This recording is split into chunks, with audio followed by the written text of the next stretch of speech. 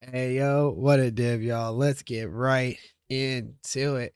We got to talk about how to actually get our characters to deep space, right? And I say deep space, that's a far off goal. I'm going to cover actually how to do both the jump into profounds and the jump into deep space because I think they are very intrinsically linked concepts. They all both revolve around the idea of upgrade priorities, as well as just the general understanding that it is not fast nor easy. I need to really repeat this for a second. It is not fast nor easy, at least not to me yet.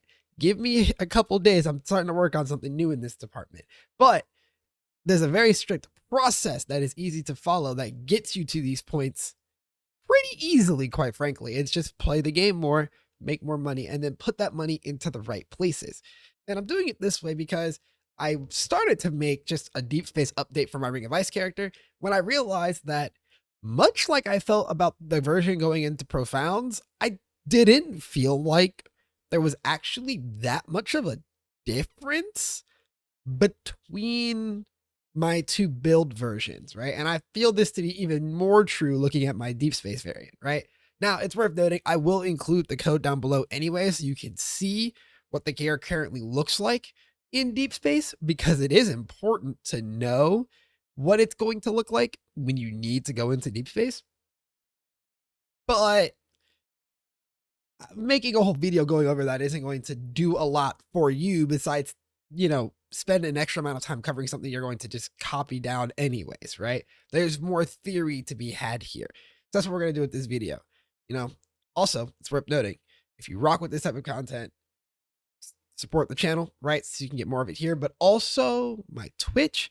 I've actually done a lot of like looking over people's characters lately, and I plan on continuing to do so. Not as like a main thing. Don't flood my shit with that, but like I like looking over characters and giving you guys good advice, or just kind of like you guys can hear my thought process as I am working on characters, and you'll get to see this new thing that I'm starting to work on. So that's in the description down below as well.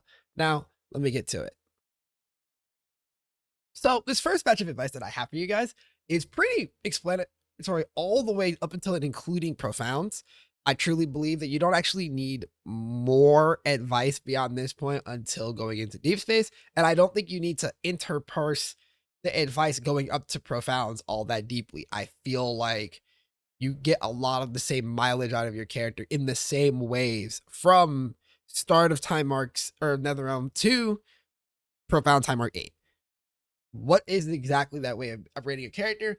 It creates more of a cycle around your character, right? If you ever like look at, say, like my build codes, for example, or anybody else's build codes, or your own character sheet sometimes, right?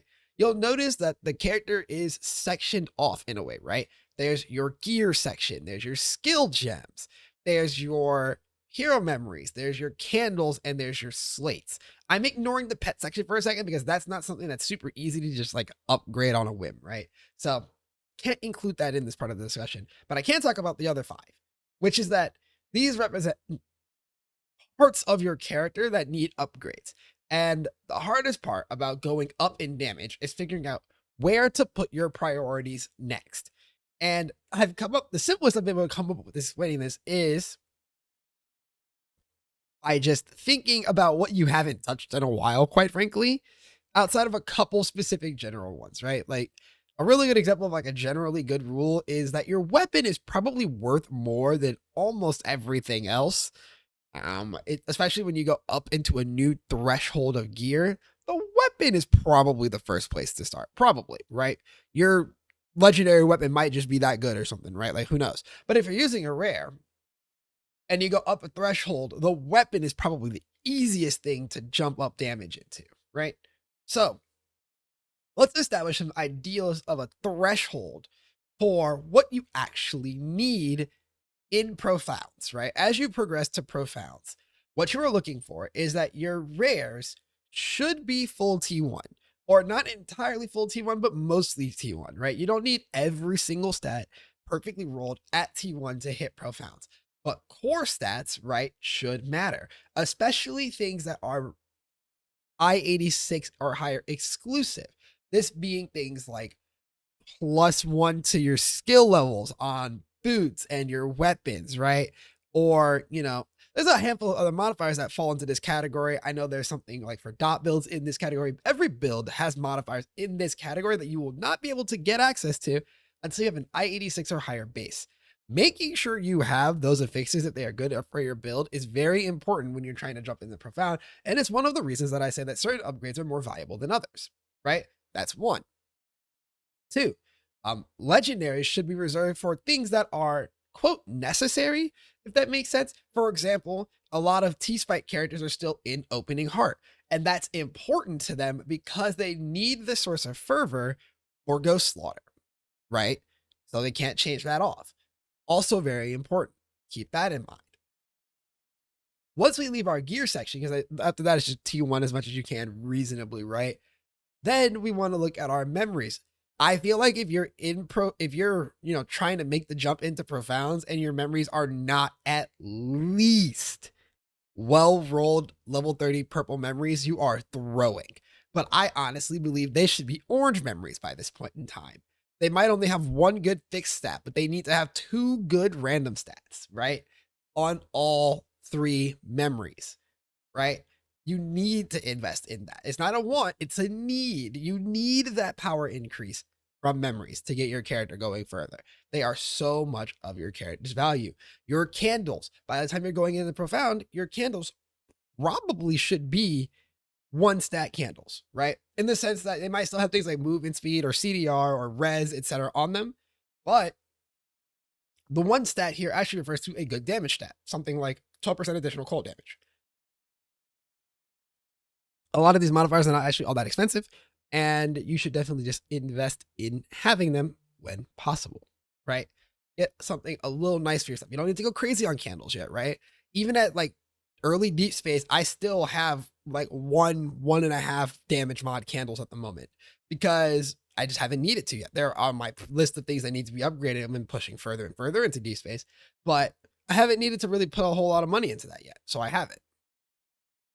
That's your candles. Your slates. In a previous season, I would have told you that you want some corners of divinity, but corners are really expensive depending on the build at the moment. So instead, my recommendation going into profounds, right? Going into profounds is that your slates just need to have like that one, maybe two core like legendary talents that you need per slate, right? So for example, for my Ring of Ice character, a really high priority one is just +1 cold or +1 spell.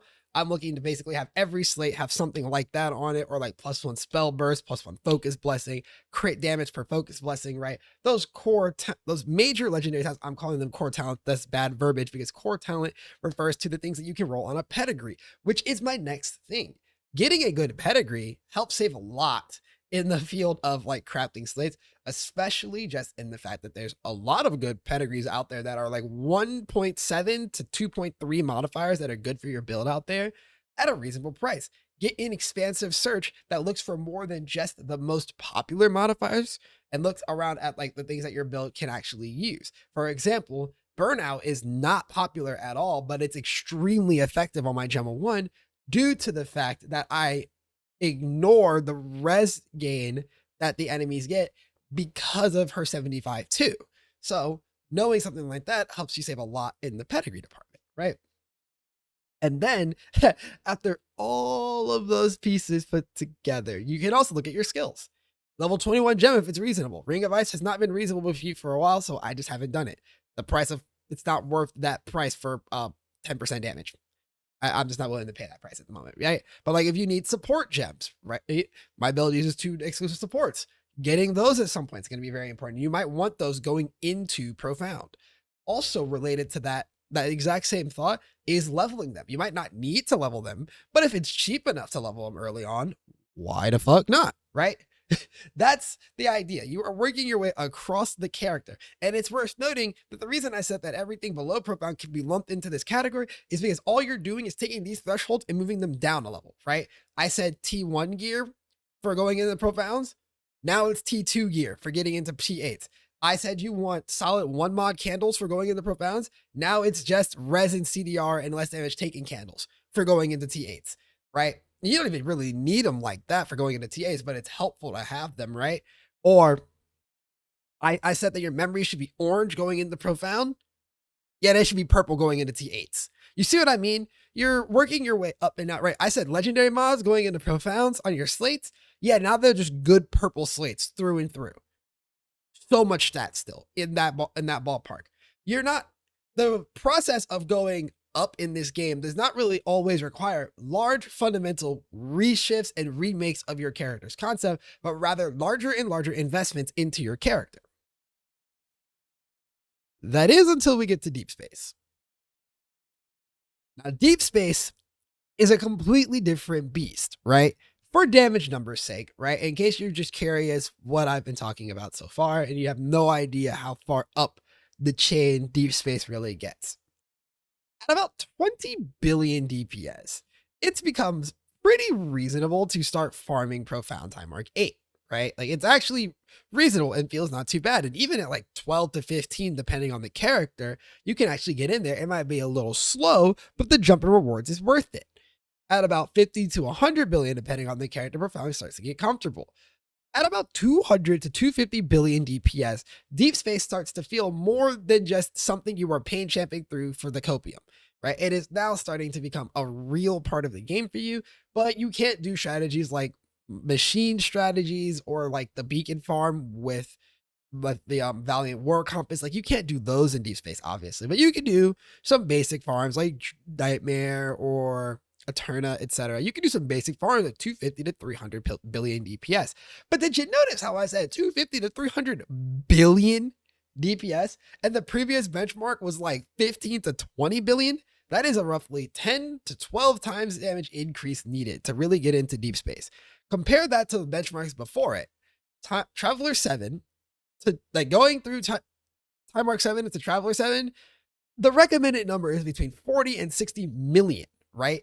And actually farming Time Arc 8's 200 million. Going from Time Arc 8 to Traveler 8, about 4 billion is like a pretty comfortable benchmark for a lot of builds. 6 billion if you have, your hands just don't like the mechanics. Understandable. Those bases suck, right? Then you'll need about, like I said, 10 billion to get into Profound. So going from 8s to Profounds, we're looking at what, like 50 times the DPS. And so you might think that deep space should be easier to get into because it's only 10, 15, 20 times the DPS as opposed to 50 times. Here's the difference though. The investment level just starts to get really high going into deep space. And it's going to take a while. That's why I really prefaced this early with saying it's not a quick process going from Profound to deep space. But there are things that you can do to make your farming faster, right? Because just the difference between going from a character at 25 billion DPS to about 55 to 60 billion DPS will do wonders for your happiness and comfort while farming up more currency to go into deep space with eventually, right? And how you do that is by first putting a lot of attention on your ultimate modifiers, specific ones though, right? You're not trying to copy the person who has full T0 modifiers across their entire character, right? You don't need that to get deeper into Profound. That's unnecessary. But what you do want is certain ultimate modifiers, even if they have to be T2 or T3 in some cases, right? When I first crafted my weapons, just to give you guys an example of this point, right? When I first crafted my ultimate weapons, I did like a dummy test. The second I got the two ultimate mods on the weapon with nothing else on them, and they were like 3 to 6% behind the weapon I was wearing before that. With just the two ultimate modifiers, and they were not both T1, right? Because the ultimate modifiers are that much stronger than regular modifiers on your gear, right? Whether that be offensive or defensive, by the way. Whether you're looking for something that keeps you alive or something that keeps enemies dead, and you gain so much power out of ultimate modifiers in the right slots. So for my rank of last character, by the way, that is specifically additional damage per spell burst on the weapon, and double damage was what I kept hitting, but I was going to roll for either pen or more levels in the prefix, but I hit double damage before spell burst each time and just kind of said fuck it and rolled with it because I hit high tier double damage both times, right? Is what it is. You just go with the flow in that scenario. I was not in the business of spending more money. I was poor, right? And it still gave me the huge damage bump. Then you craft the rest of the item on, and it's this ridiculous damage jump. Just in crafting those two weapons where they were like 50% T2 modifiers and not even dream talked yet in a couple times. I had over doubled my damage just in doing that. I went from like 40 billion to 85 billion just like that. which then let me go faster in profounds to continue upgrading the rest of my character. Defensively, things like the belt having less damage taken on low mana, huge. Or you get build enabling things, right? For me, getting +1 spell burst on my hat, or the aura compensation, the sealed mana compensation on the helmet, huge for my build, right? That's only an ultimate modifier, so I can't get that on a T1 item. So that becomes a large part of the big jump that you need to go from in profounds to comfortably farming profounds. And the price of doing so depends on your build and depends on the timeline. My bases costed way more then than they do now, because right now the market is starting to become a lot more saturated with these types of items, these priceless items that you can actually craft on them. But that's a part of the process. You just kind of have to, go with the ebb and flow in that regard. But that's where you're going to find that next jump. And this applies more so to the rest of the gear too, right? You're pushing deep space. You're going to need better legendary slates, right? You're going to need a better corner. You're going to need a better pedigree. You're going to want some real slates that might work with a prairie or a sparks, depending on what your budget's currently looking like. You might want hero memories that are, my friend Pineapple, she has these beautiful +2 hero trait level slates because she's pushed into deep space, right? Her damage is really high now. But like, as you're moving up the ladder, your gear just starts to get more and more expensive, more invested. You've no longer got one T0 mod on your candle. You've got potentially 2 T0 mods on your candle now, right? Or you maybe only have one, but now it's grudge. Something really potent, right? Every aspect of the character just starts to really ramp up. And that's why the damage jump, even though it sounds like a lot, isn't all that bad, because everything can be described in 10 to 15% damage increase intervals. And that's where we're going to get ready to end this video off at. I just have one last tip for you. And I thought about including this at the start of the video, but I think it belongs better at the end, because I need you to hear everything that I said before this message really sticks, right? I needed you to get panicked about the amount of effort it's going to take to get to deep space if that's your goal, before I tell you, take it one day at a time. Take it one upgrade at a time, right? Min-maxing a character is something that most people in ARPGs never really get to. And it's not because they can't, not because they don't want to. It is because, generally speaking, other ARPGs are not really designed in a way to encourage you to do so, right?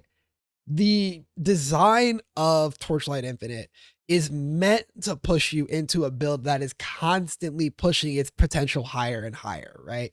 You get to 8 and then you're like, I want to go to profound. You get to profound and you're like, I want to go to deep space. Then you get to deep space. You're like, I want to do the mecha might farm in deep space. And then you're like, I want to do Supreme Showdown 20. Like, you naturally become compelled to push your character forward in a degree that is just different from other ARPGs, right? Other ARPGs, it's extremely normal to settle down elsewhere, or to just accept that the systems make it really hard for you to do so, right?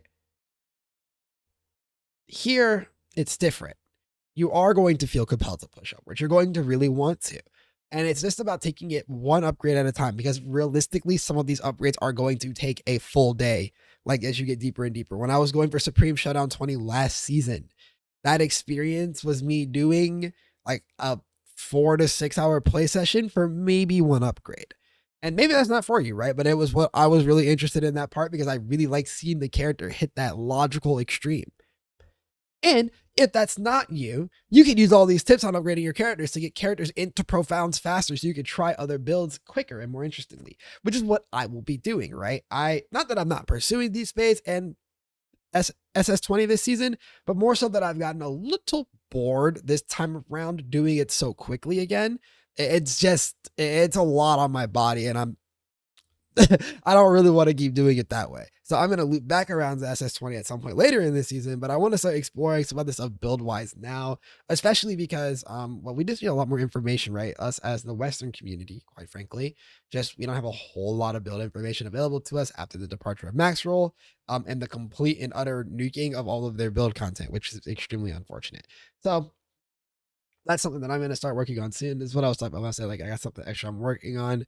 We'll be beginning that process sooner rather than later here, and you'll get to see a lot of that work live. on stream. If you check out the link in the description, you can also check out the Discord to come chat, ask questions, maybe even give me suggestions on this journey, right? I end this video with a question actually related to this, which is like, are there any builds you guys want to see this done with, or like any parameters that you guys are interested in seeing this done within? I've heard a number of different parameters. I'm still evaluating the like reasonability of some of the ones that I have heard and whatnot, but any information or any feedback, suggestions, etc., regarding this idea of content regarding pushing characters into profound quickly, I'm interested in what you guys think about that, right? And the goal is just to see how many of these I can get done before either I get bored of Torchlight Infinite or before like, the next major PoE 2 update comes around and I'll actually finally have a reason to go back to that. So we've got some time on our hands to really get these ideas through. Thank you guys for watching, and I will see you in the next one.